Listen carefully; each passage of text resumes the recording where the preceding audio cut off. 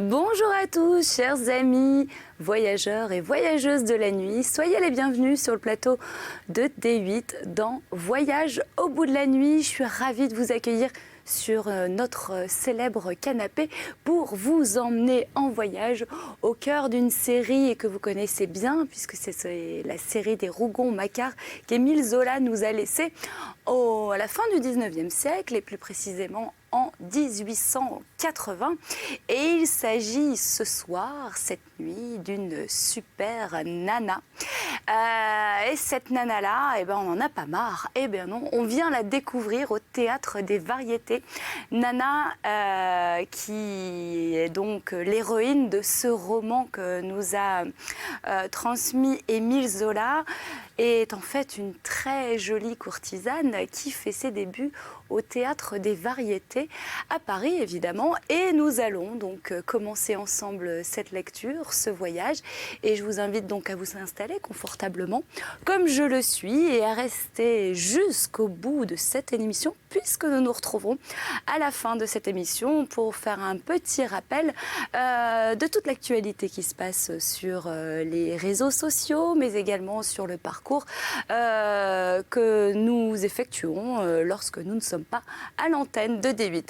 Je vous fais un gros bisou avant de commencer et je vous en ferai peut-être un à la fin de cette émission. Très bon voyage à tous. À 9h, la salle du Théâtre des Variétés était encore vide. Quelques personnes au balcon et à l'orchestre attendaient, perdues parmi les fauteuils de velours grenat, dans le petit jour du lustre à demi-feu. Une ombre noyait la grande tache rouge du rideau. Et pas un bruit ne venait de la scène, la rampe éteinte et les pupitres des musiciens débandés. En haut seulement, à la 3e galerie, autour de la rotonde du plafond, où des femmes et des enfants nus prenaient leur volée dans un ciel verdi par le gaz, des appels et des rires sortaient d'un brouhaha continu de voix, des têtes coiffées de bonnets et de casquettes s'étageaient sous tous les larges baies rondes encadrées d'or. Par moments, une ouvreuse se montrait, affairée des coupons à la main, poussant devant elle un monsieur et une dame qui s'asseyaient, l'homme en habit, la femme mince et cambrée, promenant un lent regard. 2 jeunes gens parurent à l'orchestre. Ils se tinrent debout et se regardant. « Que te disais-je, Victor » s'écria le plus âgé, un grand garçon à petite moustache noire. « Nous venons bien trop tôt.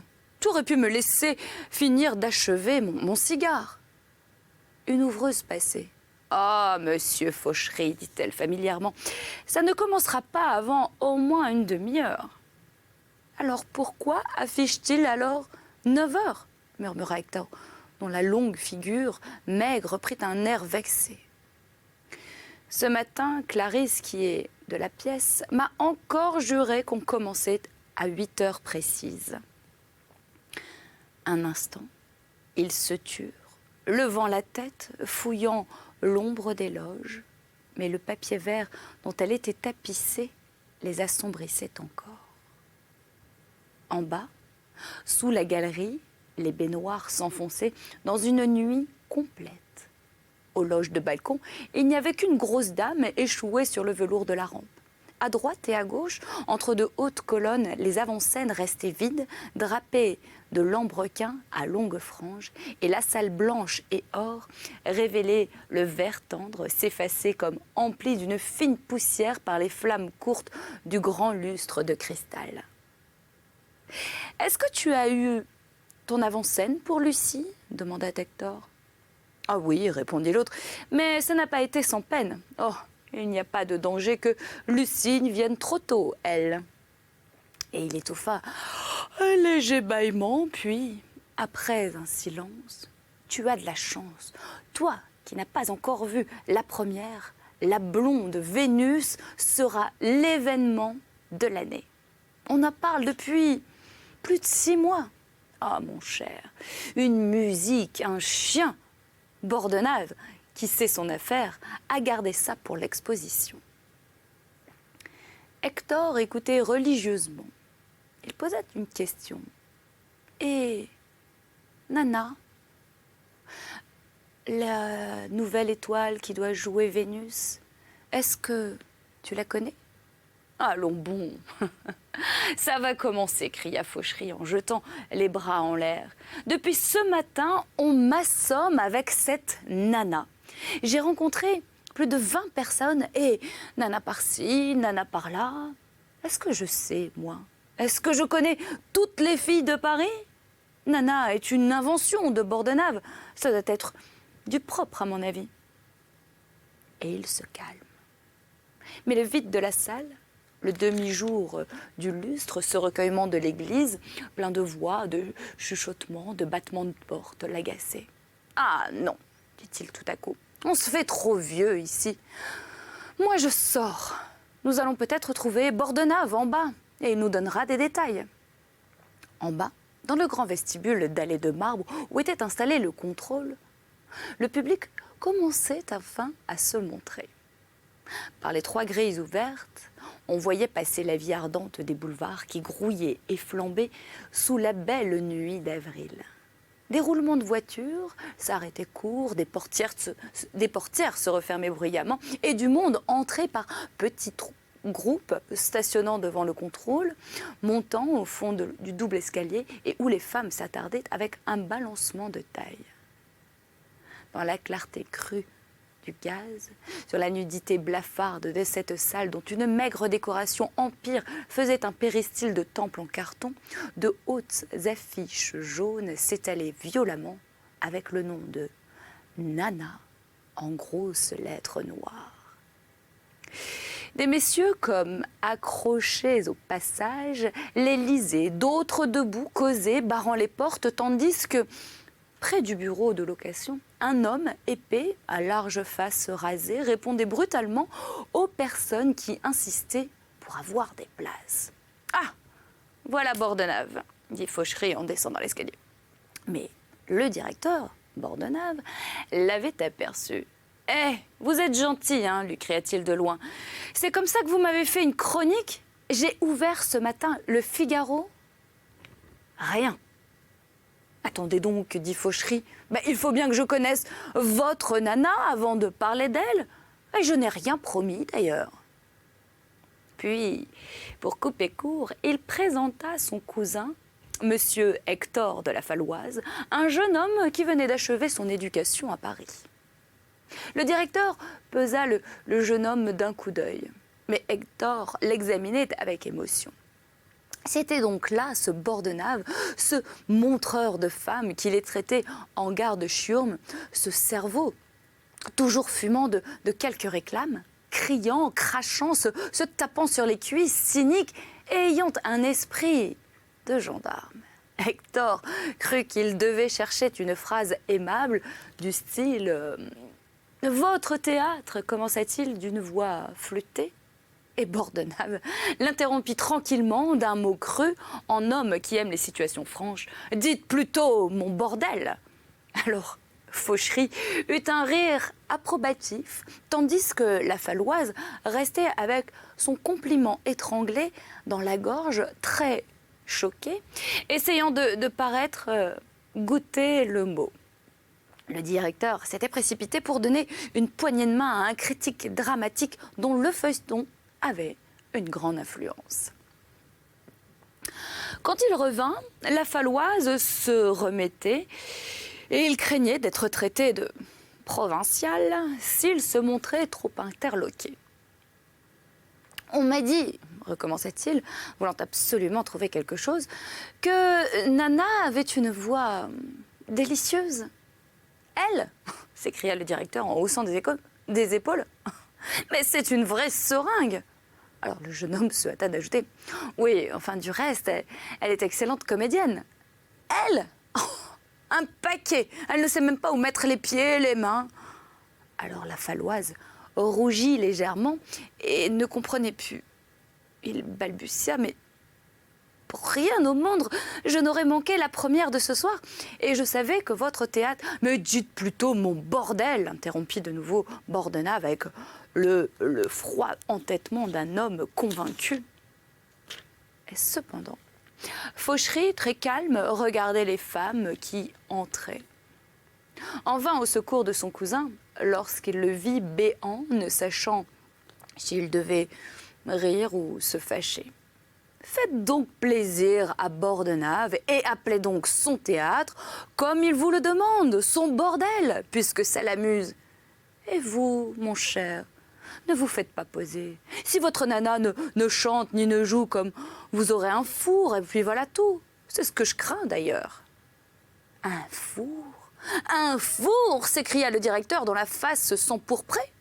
Est-ce qu'une femme a besoin de savoir jouer et chanter? Alors là, mon petit, tu es trop bête. Nana a autre chose, parbleu. Il y a quelque chose qui remplace tout du reste. Je l'ai flairé. C'est joliment fort chez elle où je n'ai plus que le nez d'un imbécile. Tu verras. Tu verras, elle n'a qu'à paraître et toute la salle tirera la langue. Il avait levé ses grosses mains qui tremblaient d'enthousiasme et soulagé. Il baissait la voix, il grognait pour lui tout seul. Oui, elle ira loin, ah, sacre Dieu, ah oui, oui, oui, oui, elle ira loin, et une peau, messieurs. Puis, comme Fauchery l'interrogeait, il consentit à donner des détails avec une crudité d'expression qui gênait Hector de la Faloise. Il avait connu Nana et il voulait la lancer. Justement, il cherchait alors une Vénus. Lui ne s'embarrassait pas longtemps d'une femme et il aimait mieux en faire tout de suite profiter le public. Mais il avait un mal de chien dans sa baraque que la venue de cette grande fille révolutionnée, Rose Mignon, son étoile, une fine comédienne et une adorable chanteuse, celle-là, menaçait chaque jour de le laisser en plomb, furieuse et, devinons, une rivale.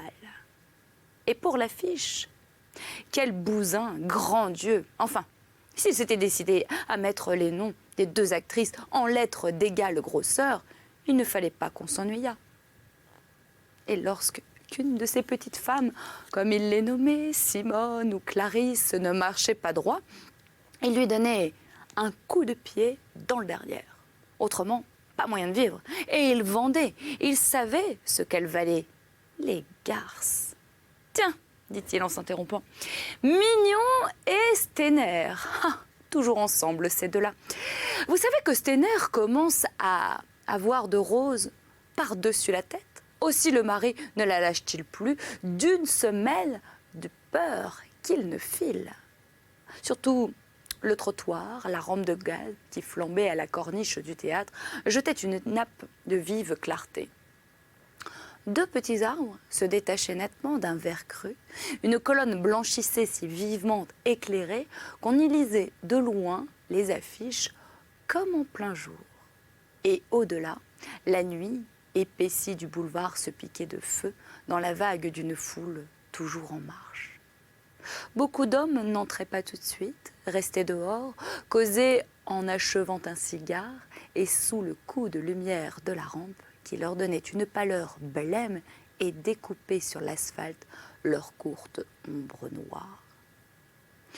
Mignon, lui, un gaillard très grand, très large, avec une tête carrée d'Hercule de foire, s'ouvrait un passage au milieu des groupes, traînant à son bras le banquier Stener.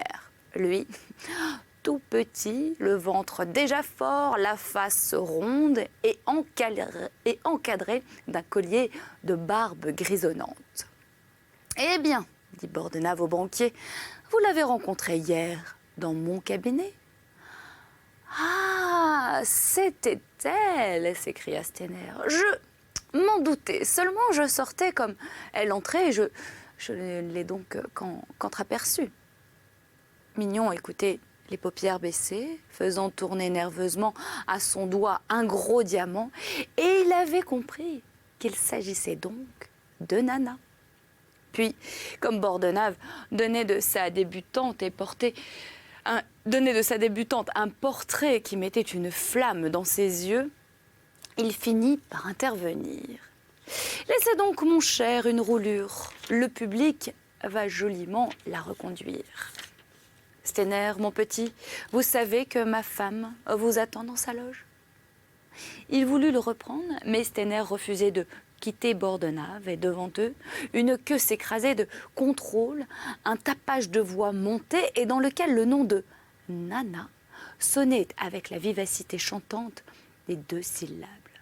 Les hommes qui se plantaient devant les affiches les plaies à haute voix, d'autres le jetaient en passant sur un ton d'interrogation, et tandis que les femmes, inquiètes mais souriantes, le répétaient doucement d'un air surprise. « Nana, Nana ». Personne ne connaissait Nana. D'où Nana tombait-elle ? Et des histoires couraient, et des plaisanteries chuchotées d'oreille à oreille. C'était une caresse que ce nom, un petit nom dont la familiarité allait de toutes les bouches. Et rien qu'à le prononcer ainsi, la foule s'égayait et devenait bon enfant. Une fièvre de curiosité poussait le monde, et cette curiosité de Paris qui, à la violence d'un accès de folie chaude, on voulait voir Nana. Une dame eut le volant de sa robe arraché. Un monsieur perdit son chapeau. « Ah, mais vous en demandez trop !» cria Bordenave. Une 20aine d'hommes assiégés de questions. « Mais vous allez donc la voir ! Allez, je file, on a besoin de moi. » Et il disparut, enchanté d'avoir allumé son public. Mignon haussait les épaules, en rappelant à Stener que Rose l'attendait pour lui montrer son costume du premier acte. « Tiens, Lucie, là-bas, qui descend de voiture, » dit la Falloise à Fauchery. C'était Lucie Stewart, en effet, une petite femme, laide, d'une 40aine d'années, le cou trop long, la face maigre, tirée, avec une bouche épaisse, mais si vive, si gracieuse, qu'elle avait beaucoup de charme. Elle amenait Caroline Equet et sa mère. Alors Caroline, elle, d'une beauté froide, et la mère, très digne, un air empaillé. « Tu viens avec nous, je t'ai réservé une place, dit-elle à Fauchery. »« Ah non, par exemple, pour ne rien voir, répondit-il, j'ai un fauteuil, j'aime mieux être à l'orchestre. » Lucie alors se fâcha. Est-ce qu'il n'osait pas se montrer avec elle? Puis, calmé brusquement, en sautant à un autre sujet. « Et pourquoi ne m'as-tu pas dit que tu connaissais Nana ?»« Nana ? Ben, je ne l'ai jamais vue. »« Bien vrai, on m'a juré que tu avais déjà couché avec. » Mais, devant eux, Mignon, un doigt aux lèvres, leur faisait signe de se taire. Et sur une question de Lucie, il montra un homme qui passait en murmurant. « Le greluchon de Nana. » Tous le regardèrent. Il était gentil. Fauchery le reconnut. C'était Daguenet. Un garçon qui avait mangé 300 000 francs avec les femmes et qui maintenant biblotait à la bourse pour leur payer des bouquets de roses et des dîners de temps à autre. Lucie lui trouva de beaux yeux. « Ah, voilà Blanche !» cria-t-elle. « C'est elle qui m'a dit que tu avais couché avec cette Nana. » Blanche de Sévry, elle, une grosse fille blonde, dont le joli visage s'empâtait, arrivait en compagnie d'un homme fluet, très soigné et d'une grande distinction. Le comte Xavier de Vendeuvre, souffla Fauchery à l'adresse de Falloise. Le comte échangea une poignée de main avec le journaliste, et tandis qu'une vive explication avait lieu entre Blanche et Lucie, elles bouchaient le passage et leurs jupes chargées de volants, l'une en bleu et l'autre en rose, le nom de Nana revenait sur leurs lèvres, si aigu que le monde les écoutait. Le comte de Vendeuvre emmena Blanche, mais le président, comme un écho, Nana sonnait aux quatre coins du vestibule, sur un ton plus haut, dans un désir accru par l'attente. On ne commençait donc pas. Les hommes tiraient leurs montres, des retardataires sautaient de leur voiture avant qu'elles fussent arrêtées, des groupes quittaient le trottoir, ou des promeneurs lentement traversaient la nappe de gaz, restée vide en allongeant le cou, pour voir dans le théâtre. Un gamin qui arrivait en sifflant se planta devant une affiche à la porte, puis il cria « Ohé, Nana !» Une voix de Rogome et poursuivit son chemin déhanché, traînant ses savates. Et là, un rire courut. Des messieurs très bien répétèrent « Nana, ohé, Nana !» On s'écrasait. Une querelle éclatait au contrôle. Une clameur grandissait et faite du bourdonnement des voix, appelant Nana et exigeant Nana dans un de ces coups d'esprit bêtes et de brutale sensualité qui passent sur les foules. Mais au-dessus du vacarme, la sonnette de l'entracte se fit entendre. Une rumeur gagna jusqu'au boulevard. Oh, on a sonné. Et ce fut alors une bousculade. Chacun voulait passer, tandis que les employés du contrôle se multipliaient. Mignon, lui, l'air inquiet, reprit enfin Stener, qui n'était pas allé voir le costume de Rose, et au premier tintement, la Falloise avait fendu la foule, entraînant Fauchery pour ne pas manquer l'ouverture. Cet empressement du public irrita Lucy Stewart. En voilà de grossiers personnages qui poussaient les femmes. Elle resta la dernière avec Caroline Equet et sa mère. Et le vestibule était vide. Au fond, le boulevard grondait et son ronflement prolongé. Comme si c'était toujours drôle leur pièce, répétait Lucie en montant l'escalier. Et dans la salle, Fauchery et la Falloise, devant leur fauteuil, regardaient de nouveau. Maintenant, la salle resplendissait. De hautes flammes de gaz allumaient le grand lustre de cristal d'un ruissellement de feux jaunes et roses qui se brisaient du cintre au parterre en une pluie de clarté. Les velours grenats des sièges se montraient de laque, et tandis que les ors luisaient et que les ornements verts tendres en adoucissaient l'éclat, sous les peintures trop crues du plafond. Haussée, la rampe dans une nappe brusque de lumière incendiait le rideau dont la lourde draperie de pourpre avait une richesse de palais fabuleux, jurant avec la pauvreté du cadre où les lézardes montraient le plâtre sous la dorure. Il faisait déjà très chaud. À leur pupitre, les musiciens accordaient leurs instruments, avec des trilles légers de flûte, des soupirs étouffés de cor, des voix chantantes de violon qui s'envolaient au milieu du brouhaha grandissant des voix. Et tous les spectateurs parlaient. Ils parlaient, se poussaient, se bousculaient, se casaient dans l'assaut et donnaient aux places. Et la bousculade des couloirs était si rude que chaque porte lâchait péniblement un flot de monde intarissable. C'étaient des signes d'appel, des froissements d'étoffes, un défilé de jupes et de coiffures coupées par le noir d'un habit ou d'une redingote. Et pourtant, les rangées de fauteuils s'emplissaient peu à peu, une toilette claire se détachait, une tête au fin profil baignait son chignon où courait l'éclair d'un bijou. Dans une loge, au coin d'épaule nue, avait une blancheur de soie. D'autres femmes tranquilles s'éventaient avec langueur en suivant du regard les poussées de la foule et pendant que de jeunes messieurs, debout à l'orchestre, le gilet largement ouvert, un gardénia à la boutonnière, braquaient leurs jumelles du bout de leurs doigts gantés. Alors, les deux cousins cherchèrent les figures de connaissance. Mignon et Stener étaient ensemble dans une baignoire. Les poignets appuyés sur le velours de la rampe. Côte à côte, Blanche de Sévry semblait occupée à elle seule une avant-scène du rez-de-chaussée.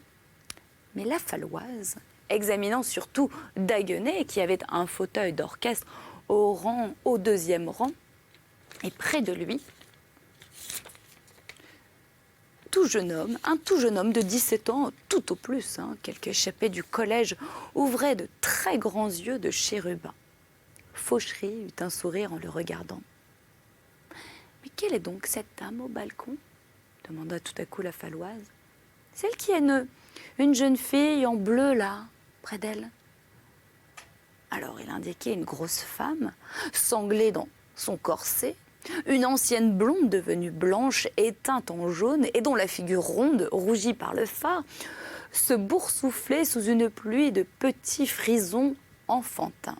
« Ah, mais c'est Gaga !» répondit simplement Fauchery. Et comme ce nom semblait ahurir son cousin, il ajouta « Tu ne connais pas Gaga ? Elle a fait les délices des premières années du règne de Louis-Philippe. Maintenant, elle traîne partout avec sa fille. » Et la Faloise n'eut pas un grand regard pour la jeune fille et la vue de Gaga l'émotionnait et ses yeux ne la quittaient plus. Il la trouvait encore très bien, mais il n'osa pas le dire. Cependant, le chef d'orchestre levait enfin son archet. Les musiciens attaquent l'ouverture. On entrait toujours dans l'agitation et le tapage croissait.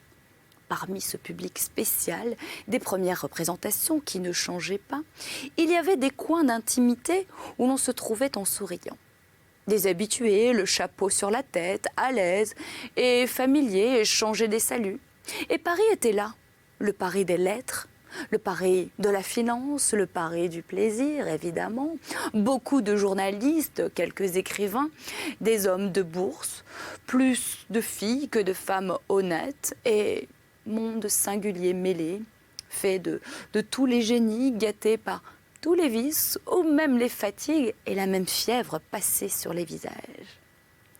Fauchery, que son cousin questionnait, lui montra l'éloge des journaux et les cercles, puis il nomma les critiques dramatiques d'un air et l'air desséché avec de minces lèvres méchantes et surtout un gros, de mine bonne enfant, se laissait aller sur l'épaule de sa voisine une ingénue qu'il couvait d'un œil paternel et tendre. Mais il s'interrompit, voyant la Faloise saluer des personnes qui occupaient d'une loge de face. Il parut surpris. « Comment ?» demanda-t-il. « Tu connais le comte de Muffat de Beuville ?»« Ah, bah oui, répondit Hector, depuis longtemps. Les Muffat avaient une propriété près de la nôtre. Et je vais souvent chez eux, le comte avec sa femme et son beau-père, le marquis de Chouart. » Et par vanité, heureux de l'étonnement de son cousin, il appuya sur ces quelques détails. Ah, le marquis était conseiller d'État, le comte venait d'être nommé chambellan de l'impératrice. Fauchery, qui avait pris ses jumelles, regardait la comtesse, une brune à la peau blanche, potelée, avec de beaux yeux noirs. « Tu me présenteras pendant l'entracte, finit-il par dire. Je me suis déjà rencontré avec le comte, mais je voudrais aller à l'heure mardi. » Des chutes énergiques partirent des galeries supérieures. L'ouverture était commencée. On entrait encore et des retardataires forçaient des rangées entières de spectacles. Et le spectateur à se lever, les portes des loges battaient et de grosses voix se querellaient encore dans les couloirs. Le bruit des conversations ne cessait pas.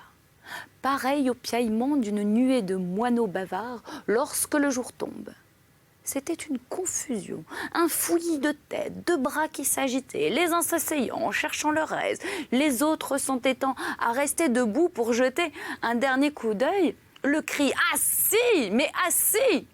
sortit violemment des profondeurs obscures du parterre. Et un frisson avait couru enfin pour aller donc connaître cette fameuse Nana, dont tout Paris occupait depuis 8 jours. Et c'est déjà la fin de cette émission. Oh là là, c'est passé vite. On n'a pas vu le temps passer. Je ne sais pas vous, mais en tout cas, écoutez, vous me direz sur les réseaux sociaux, puisque vous avez toujours la possibilité de rester en contact avec moi, entre autres, directement sur ma page officielle, Marie-Lise d'Octobre officielle. N'oubliez pas non plus le hashtag VBN. Faites-nous vos remarques, vos commentaires. Voilà, on sera derrière nos écrans pour vous répondre, comme d'habitude. Je vous embrasse bien, bien fort, tous et toutes. Oui, toutes aussi. Je sais que vous êtes là et que vous me regardez vous faire la lecture. En attendant, moi je vous attends, hein. Je suis là, donc tardez pas trop. Je suis sur le canapé et je vous dis à très bientôt.